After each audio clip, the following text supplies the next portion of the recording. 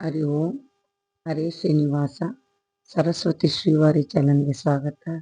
ಸ್ನೇಹಿತರೆ, ಡಿಸೆಂಬರ್ 4ನೇ ತಾರೀಕು ಗುರುವಾರ ಹೊಸ್ತಿಲು ಹುಣ್ಣಿಮೆ ಬಂದಿದೆ.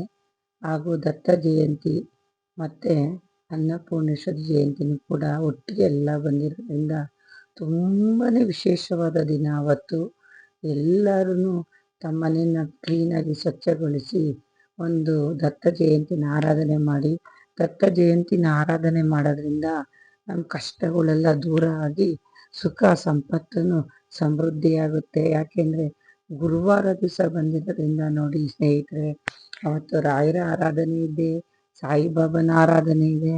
ದತ್ತ ಜಯಂತಿ ಬಂದಿರೋದ್ರಿಂದ ನಮಗೆ ಗುರುಬಲ ಬರುತ್ತೆ. ನಾವು ಏನೇ ನಮ್ಮ ಹಿಂದಿನ ಜನ್ಮದಲ್ಲಿರುವಂಥ ಪಾಪಗಳು ಹಾಗೂ ಒಂದು ಪಿತೃದೋಷ ಆಗಿರ್ಬೋದು, ಶ್ರೀದೋಷ, ಶತ್ರುದೋಷ ಎಲ್ಲವೂ ನಮಗೆ ಪರಿಹಾರ ಆಗುತ್ತೆ. ಈ ಒಂದು ಹುಣ್ಣಿಮೆ ದಿವಸ ಎಲ್ಲರೂ ನಮ್ಮ ಮನೆಗಳಲ್ಲಿ ಒಂದು ದತ್ತ ಜಯಂತಿನ ಮಾಡಿ, ಒಂದು ದತ್ತ ಜಯಂತಿ ಫೋಟೋ ಇದ್ದರೆ, ಗುರುದತ್ತನ ಫೋಟೋ ಇದ್ದರೆ ಆ ಫೋಟೋನ ಕ್ಲೀನಾಗಿ ಸೀಟಿ ಅದಕ್ಕೆ ಒಂದು ಗಂಧದಿಂದ ಇಟ್ಟು ಒಂದು ಕೆಳಗಡೆ ಒಂದು ತಟ್ಟೆಲಿ ಅಕ್ಕಿ ಇಟ್ಟು, ಅಕ್ಕಿ ಮೇಲೆ ಆ ಫೋಟೋ ನೀಡಿ, ಅದಕ್ಕೆ ಅರಿಶಿನ ಕಲರಿಂದ ಹೂವು, ಒಂದು ಸಾವಂತಿಗೆ ಹೂವು, ಇಲ್ಲ ಎಲ್ಲೋ ಕಲರ್ ಒಂದು ಹಾಸಿ ಒಳ ಆಗಿರ್ಬೋದು. ನೀವು ಅಷ್ಟೇ ಒಂದು ಎಲ್ಲೋ ಕಲರ್ದೊಂದು ಬಟ್ಟೆ ಹಾಕ್ಕೊಂಡು ಒಂದು ಪೂಜೆ ಮಾಡೋದ್ರಿಂದ ಗುರುವಾರ ಬೇಗ ಏನು ಒಂದು ಗುರುಫಲ ಇಲ್ದವ್ರಿಗೆಲ್ಲ ಒಂದು ಗುರುಫಲ ಬರುತ್ತೆ. ದತ್ತ ಚರಿತ್ರೆನ ಓದಿ, ದತ್ತಾತ್ರೇಯ ಸ್ತೋತ್ರನ ಪಠಿಸಿ, ಒಂದು ಸಿಹಿ ನೈವೇದ್ಯನ ನೀವು ಭಗವಂತನ ಹತ್ರ ಮಾಡಿಕ್ಬೋದು. ಇಲ್ಲ ಒಂದು ಎಲ್ಲೋ ಕಲರ್ ಲಾಡು ಆಗ್ಬೋದು, ಎಲ್ಲೋ ಕಲರ್ ಕೇಸರಿ ಬಾತ್ ಬರುತ್ತಲ್ಲ ಆ ಥರ ಒಂದು ಮಾಡಿ ಸಿಹಿ ನೈವೇದ್ಯನ ಸ್ವಾಮಿಗಿಡೋದ್ರಿಂದ ತುಂಬ ಫಲ ಸಿಕ್ಕುತ್ತೆ. ನಿಮಗೆ ಆಗದೆ ಇರೋ ಕೆಲಸ ಏನು ನಿಂತೋಗಿರುತ್ತಲ್ಲ, ಒಂದು ಕೋರ್ಟ್ ಕೆಲಸ ಆಗ್ಬೋದು, ಒಂದು ಮದುವೆ ಕೆಲಸ ಆಗ್ಬೋದು, ಒಂದು ಭೂಮಿ ವಿಷಯದಲ್ಲಿ ಆಗ್ಬೋದು, ಎಲ್ಲ ಕೆಲಸಕ್ಕೂ ನಮಗೆ ಆ ಸ್ವಾಮಿ ಗುರುದತ್ತ ಸ್ವಾಮಿ ಇರೋದು ದಾರಿ ಬಿಟ್ಕೊಡ್ತಾರೆ. ಆದಷ್ಟು ಗುರು ದತ್ತ ಸ್ವಾಮಿನ ಆರಾಧನೆ ಮಾಡಿ. ಮತ್ತು ಒಂದು ದೀಪ ಹಚ್ಚಬೇಕು ಅಂದರೆ 3 ಬತ್ತಿನ ಒಂದೇ ದೀಪಕ್ಕೆ ಹಾಕಾದ್ರೂ ಹಚ್ಬೋದು.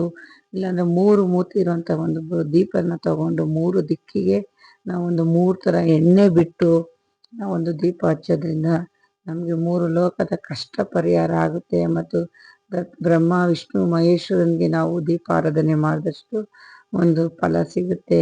ಎಲ್ಲರೂ ತಪ್ಪದೇನೆ ನೀವು ಗುರುವಾರ ಒಂದು ಸಾಯಿಬಾಬನ ವಾರ ಮತ್ತು ರಾಘವೇಂದ್ರ ಸ್ವಾಮಿ ಎಲ್ಲ ನೋಡಿ, ದತ್ತಾತ್ರೇಯ ಸ್ವಾಮಿಯಿಂದನೂ ನಮಗೆ ಗುರು ಬರೋಂಥ ದೇವರುಗಳೇ ಇರೋದ್ರಿಂದ ಇದನ್ನು ಮಾಡಿ. ಮತ್ತು ಶ್ವಾನಗಳಿಗೆ ನೀವು ಆದಷ್ಟು ಒಂದು ಹಾಲು ಮತ್ತು ಅನ್ನ ಹಾಕಿ ಚಪಾತಿ ಕೊಡ್ಬೋದು.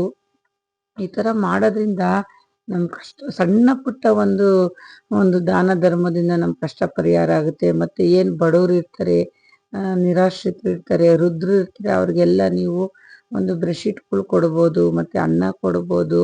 ಅವ್ರಿಗೆ ಒಂದು ಮಾರ್ಗದರ್ಶನ ನೀವೇನಾರ ನಿಮ್ಮ ಕೈಲಾದಷ್ಟು ಒಂದು ಸಣ್ಣ ಪುಟ್ಟ ಸಹಾಯ ಮಾಡೋದ್ರಿಂದ ಅವರು ನಮ್ಗೆ ಈ ಟೈಮ್ನಲ್ಲಿ ಆಶೀರ್ವಾದ ಮಾಡಿದ್ರೆ ತುಂಬ ಒಳ್ಳೆಯದಾಗುತ್ತೆ. ಗುರುವಾರ ಬೆಳಗ್ಗೆ 8:30 ಸ್ನೇಹಿತರೆ, ಶುಕ್ರವಾರಕ್ಕೆ ಇದು ಮುಕ್ತಾಯ ಆಗುತ್ತೆ ಬೆಳಗಿನ ಜಾವಕ್ಕೆ. ಹಾಗಾಗಿ ನಮಗೆ ಹುಣ್ಣಿಮೆ ಸಿಗದೆ ಗುರುವಾರ ಸಂಜೆ ಇರೋದ್ರಿಂದ ಆದಷ್ಟು ಸಂಜೆ ಒಂದು ಲಕ್ಷ್ಮೀ ಪೂಜೆ ಮಾಡೋರು ಮಾಡ್ಕೋಬೋದು. ದೀಪಾರಾಧನೆ ತುಂಬ ಕಡೆ ದೀಪ ಹಚ್ತಾರೆ. ಈ ದತ್ತ ಪೂರ್ಣಿಮೆ ದಿನ ಬಹಳ ವಿಶೇಷವಾಗಿ ಒಂದು ದೀಪಾರಾಧನೆ ಪೂಜೆನ ಮಾಡ್ತಾರೆ. ಎಲ್ಲ ದೇವಸ್ಥಾನಗಳಲ್ಲೂ ಇದು ಸತ್ಯನಾರಾಯಣ ಸ್ವಾಮಿ ಪೂಜೆನ ಮರಿದಂಗೆ ಈ ಹುಣ್ಣಿಮೆಯಲ್ಲಿ ಮಾಡೋದ್ರಿಂದ ಈ ಒಂದು ವಿಶೇಷ ದಿನ ತುಂಬ ಚೆನ್ನಾಗಿ ಮಾಡ್ತಾರೆ. ತಮ್ಮ ಮನೆಗಳಲ್ಲಿ ಮಾಡಿಸ್ಕೋಬೋದು. ಇಲ್ಲ ಎಲ್ಲಿ ಸತ್ಯನಾರಾಯಣ ಸ್ವಾಮಿ ಪೂಜೆ ಮಾಡ್ತಾರೋ ಅಲ್ಲಿ ನೀವು ಹೋಗಿ ಅದೊಂದು ಪ್ರಸಾದ ತಗೊಳ್ಳೋದ್ರಿಂದ ನಿಮಗೆ ತುಂಬ ಫಲ ಸಿಗುತ್ತೆ ಸ್ನೇಹಿತರೆ. ಮರೀದೇನೆ ಈ ದತ್ತ ಜಯಂತಿ ದಿವಸ ಇವಿಷ್ಟೆಲ್ಲ ಮಾಡಿ, ಇಷ್ಟು ವಯಸ್ಸಾದವ್ರಿಗೆ ನೀವು ಒಂದು ಬಟ್ಟೆ ದಾನ ಮಾಡಿ, ಕೆಂಪು ವಸ್ತ್ರ ಮಾಡ್ಬೋದು, ಪಂಚೆ ದಾನ ಮಾಡ್ಬೋದು. ಅವ್ರಿಗೆ ಅನ್ನ ಕೊಡಿ, ಅನ್ನ ಕೊಡೋದ್ರಿಂದ ತುಂಬ ಫಲ ಸಿಕ್ಕುತ್ತೆ. ಶ್ವಾನಗಳಿಗೆ ಹಾಲು ಹಾಕೋದನ್ನ ಮರಿಬೇಡಿ. ಎಲ್ಲರಿಗೂ ಒಳ್ಳೇದಾಗಲಿ. ದತ್ತ ಜಯಂತಿ ದಿನ ಗುರುಬಲ ಬರೆಯುತ್ತೆ. ಮರಿದಂಗೆ ಈ ಪೂಜೆನ ಶ್ರದ್ಧಾ ಭಕ್ತಿಯಿಂದ ಮಾಡಿ ಸ್ನೇಹಿತರೆ. ನಿಮಗೂ ಗುರುಬಲ ಬರಲಿ, ನಿಮ್ಮ ಇಷ್ಟಾರ್ಥವೆಲ್ಲ ಈಡೇರಿಸಲಿ.